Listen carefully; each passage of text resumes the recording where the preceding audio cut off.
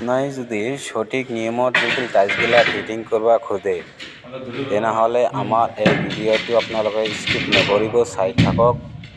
তেনেহ'লে আপোনাৰ চব জানিব পাৰিব কেনেকৈ টাইলছ ফিটিং কৰে নকৰে। আৰু আমাৰ লেভেলটো 1 নম্বৰ হ'ল টাইলছৰ ফিটিঙৰ লেভেল।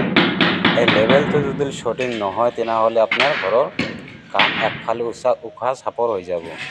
তেনেহ'লে আমাৰ এই লেভেলটো যে দেখা পাইছি সেইটো কেমেৰামেনে কৈছে ভাল কৰি অলপ জুম কৰি দিয়া।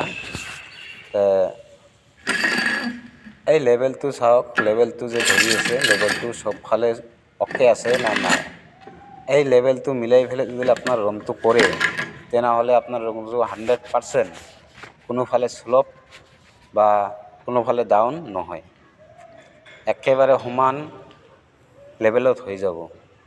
আৰু মছলাৰ মাৰা টেকনিকটো আপোনালোকে চাই লওক, মছলা যাতে মিক্স হৈ যায়, পূৰা মিক্স হৈ গ'লেহে বস্তুগিলা পক্কা হৈ যাব।